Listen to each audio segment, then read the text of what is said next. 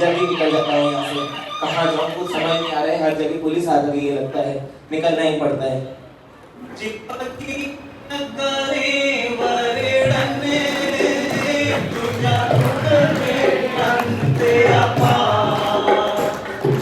शरण ले लेता हूँ थोड़ी देर। इनके यहाँ तो संतों के डेरे पर तो पुलिस का भी क्या ही काम होता है।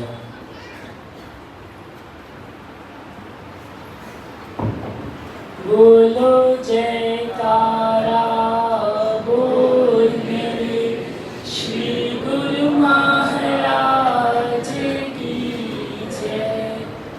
सौभाग्यशाली गुरुमुख सजन मंडी महापुरुषों का अवतार होता ही मानव जाति के कल्याण के लिए है। जिस प्रकार प्रकृति और प्राकृतिक वस्तुएं हैं जैसे वृक्ष, पृथ्वी, पानी, वायु इत्यादि, इनसे सबकी भलाई होती है और इनमें कोई किसी का स्वार्थ नहीं होता और जिस किसी को भी इनका लाभ लेना होता है वो लाभ ले सकता है। इसी प्रकार संत महापुरुष भी परमात्मा कार्य में दिन रात लगे रहते हैं। जो भी जीव इनकी चरण शरण में आ जाता है वो अपना लोक परलोक सवार जाता है। चाहे उसके पिछले जन्मों के कर्म कितने ही बुरे क्यों ना हो, पल भर की संगति भी उसका दुष्ट मनुष्य उठ जा, तूने बहुत पाप कर लिए, तेरा समय खत्म हुआ, उठ। अरे कौन हो भैया आप? क्यों परेशान कर रहे हो? सोने दो ना। तूने पहचाना नहीं तू किससे बात कर रहा है? यम है हम। अरे भैया क्यों रात को मजाक करते हो? सोने दो ना। आपको तो कोई काम धंधा है नहीं, लेकिन मुझे कल बहुत चोरियां करनी है, बहुत काम है। सोने दो, परेशान मत करो। अच्छा बेटा, तूने बहुत पाप कर लिए, अब तेरे को तो ऊपर भुगतान भी करना है, उठ जल्दी। अरे भैया ये कोई दो सींग लगाने से यम बन जाता है क्या? बाहर तो पैसा भी घूम रहा है दो सींग लगाकर, उसको भी जाकर यमदूत बोल दूं मैं? उठो, उठा लो इसे। अरे क्या कर रहे हो? अरे छोड़ो मुझे, छोड़ो। क्या कर रहे हो? अरे कहाँ ले जा रहे हो मुझे? छोड़ो। अरे छोड़ दो। अरे क्या कर रहे हो मेरे साथ? छोड़ दो। अरे चोरी करनी है तो छोड़ो मुझे। अरे छोड़ दो भाई। अरे क्या कर रहे हो? अरे छोड़ दो, छोड़ दो मुझे। क्या कर रहे हो भाई? अरे नहीं, कहाँ ले जा रहे हो? अरे तुम हो कौन ये तो बताओ, और ले जा कहाँ रहे हो मुझे? चल तेरे को तेरे अपनी असली मायके लेके चलते हैं। नहीं नहीं, अभी इसको उसके ससुराल लेके चलते हैं।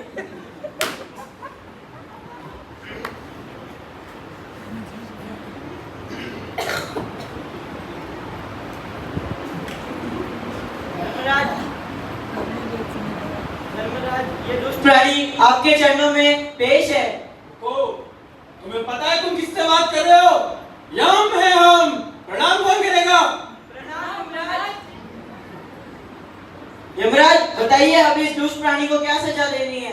मेरा बस चले तो इसको हजारों सजाएं सुना दूं। चितल खाता खोल इसका। क्या हुआ? कैसी दिक्कत? अरे यार, हराने 19 रुपए का बिल।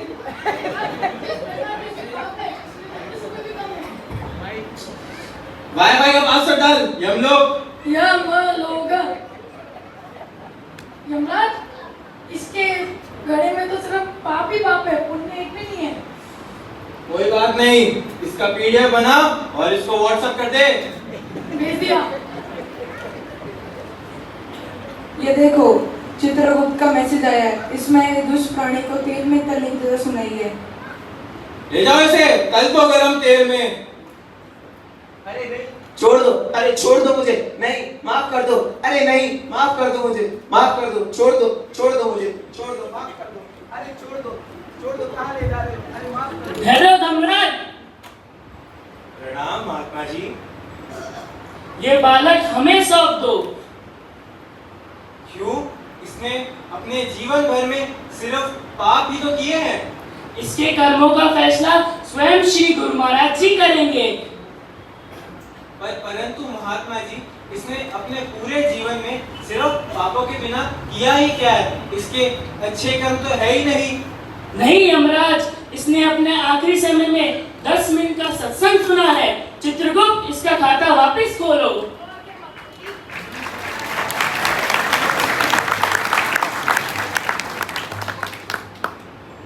सही कहा महात्मा जी, इसमें तो 10 मिनट का सत्संग का पुण्य लिखा है। तुम्हारे काम धीरे ही है। जी महात्मा जी, परंतु इस धरती के प्रभु ब्रह्मा जी, जिन्होंने इस धरती को बनाया, उनकी आज्ञा के बिना मैं आपको इस रूह को नहीं सौंप पाऊंगा। तुम्हें जिसकी आज्ञा लेनी है ले लो, पर हमारे लिए तो श्री गुरु महाराज जी की आज्ञा सबसे बड़ी रूह है और हमको ये रूह सौंपनी ही होगी। श्री गुरु महाराज जी की आज्ञा है। परंतु ब्रह्मा जी की आज्ञा लेनी पड़ेगी हमें। जिसकी आज्ञा लेनी है ले लो, परंतु ये रूह हमको लौटानी ही होगी।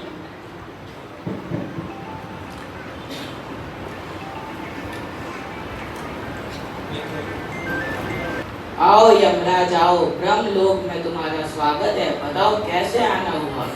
ब्रह्मा जी, मैं एक दुविधा में फंस चुका हूँ। मैं इस दुष्ट मनुष्य को लेकर आया जिसने अपने जीवन भर में सिर्फ पाप ही पाप करे, सिर्फ बुरे कर्म ही करे, चोरियां चकारियां और लोगों को परेशान ही किया है। इसने अपने जीवन में कभी कोई अच्छा कर्म किया ही नहीं। परंतु मैंने जैसे ही इसकी सजा सुनाई तो श्री आनंदपुर धाम से महात्मा जी आए और उन्होंने कहा कि इस रूह को मुझे सौंप दो। अब इस दुविधा का हल आप ही कर सकते हैं। इस समस्या का समाधान तो मेरे पास भी नहीं है। इस समस्या का समाधान तो श्री महादेव जी कर सकते हैं। चलिए कैलाश पे चलते हैं महादेव जी के पास। जो आ गया प्रभु।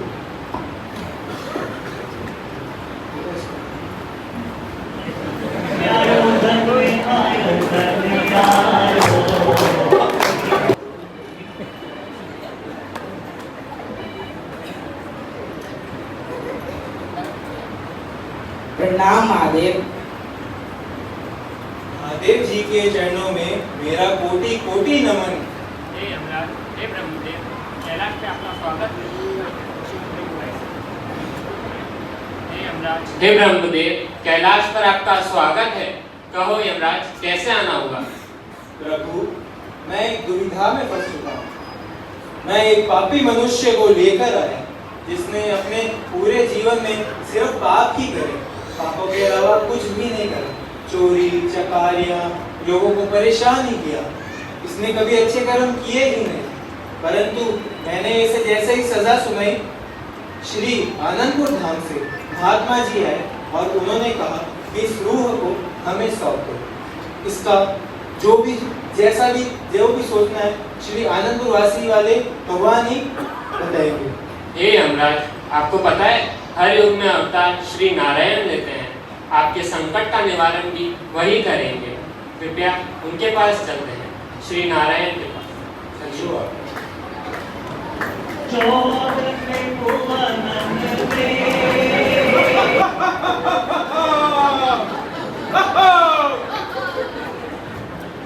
श्री विष्णु जी के चरणों में मेरा कोटि कोटि प्रणाम।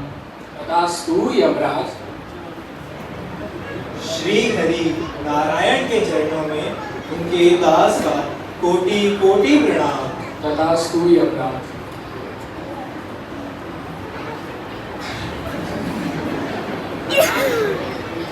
हे ब्रह्मा, हे महादेव, वैकुंठ में आपका स्वागत है। कहिए कैसे आना हुआ? प्रभु, मैं एक बहुत बड़ी दुविधा में फंस चुका हूँ। मैं इस पापी मनुष्य, दुष्ट मनुष्य को लेकर आया जिसने अपने जीवन भर में सिर्फ पाप ही पाप करे, अच्छे कर्म करे ही नहीं। चोरी चकारियां, लोगों को परेशान ही किया सिर्फ। परंतु मैंने इसे जैसे ही सजा सुनाई, श्री आनंदपुर धाम से महात्मा जी आए और उन्होंने कहा इस रूह को हमें सौंप दो। परंतु इसने सिर्फ अपने जीवन में पाप ही करे। सबसे पहले मैं ब्रह्मा जी के पास गया। उन्होंने कहा महादेव जी के पास चलो। महादेव जी के पास चला। उन्होंने कहा श्री आपके पास चलो, अब आप ही बताएं क्या किया जाए। हे यमराज, आप तो व्यर्थ ही चिंता कर रहे हैं। आप इस जीव आत्मा को महात्मा जी को सौंप दीजिए और चिंता मुक्त हो जाइए। परंतु महात्मा जी, इसने अपने जीवन भर में पाप भी तो किए हैं। हे यमराज, जब से इस सृष्टि का निर्माण हुआ है, हर युग में हम ही अवतार लेते आ रहे हैं। आपको याद नहीं, त्रेता युग में हमने श्री राम का अवतार लिया था, द्वापर में श्री कृष्ण का, वैसे ही कलयुग में हम श्री परमहंसों के अवतार के रूप में श्री आनंदपुर धाम में विराजते हैं।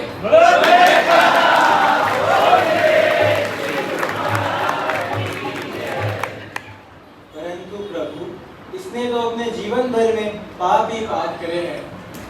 हे यमराज, श्री आनंदपुर दरबार के सत्संग की महिमा से ही श्री गुरु महाराज जी ने इस जीव आत्मा को एक मौका देने का फैसला करा है। परमहंसों का फैसला अंतिम होता है। परंतु प्रभु, आप हमें आनंदपुर वालों की लीला बता सकते हैं? अरे यमराज, अब भी महिमा कुछ बतानी बाकी रही है। जैसी आप चलो।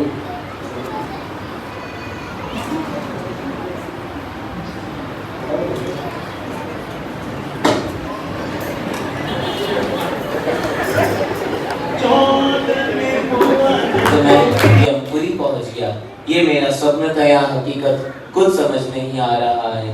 और इस स्वप्न में तो वो महात्मा जी ने भी दर्शन दिए जिनके पास मैं पुलिस से बचकर गया था। क्या मेरे को उधर ही जाना चाहिए जहाँ से मुझे उनका जवाब मिलेगा? नहीं, कैसा स्वप्न था, कुछ समझ नहीं आ रहा है। जय नंदा महात्मा जी। आओ भगत जी। महात्मा जी, उस दिन मैं चोरी करके भाग रहा था और आपका सत्संग चल रहा था।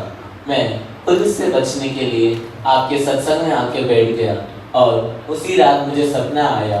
मैं सपने में देखता हूँ कि मुझे यमराज लेकर गए हैं, लेकिन वहाँ पर आप आ जाते हैं श्री गुरु महाराज जी की आज्ञा से और आप मुझे बचाकर ले जाते हैं। महात्मा जी, मेरी तो कुछ समझ में नहीं आ रहा है।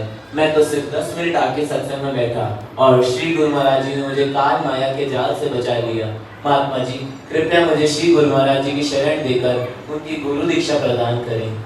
भगत जी, आपने गुरु महाराज जी के सत्संग का 10 मिनट का परोपकार तो देख लिया कि कैसे आप 10 मिनट में बैठ गए तो वो आपको यमलोक से काल से बचा लाया।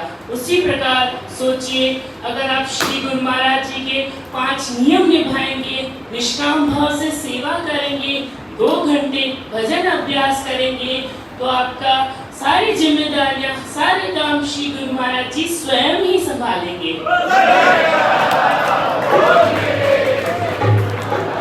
आओ भगत जी, आज हमारे श्री हुजूर सतगुरु दादा दीनदयाल श्री पंचम पातशाही जी महाराज जी का जन्म उत्सव है और श्री सतीश महात्मा जी भी यहाँ पर आए हुए हैं। उनके सत्संग सुनते हुए अपना जीवन सफल करो, जहाँ पर ब्रह्मा विष्णु स्वयं चवर झुलाते हैं।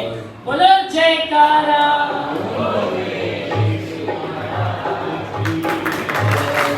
जयकारा।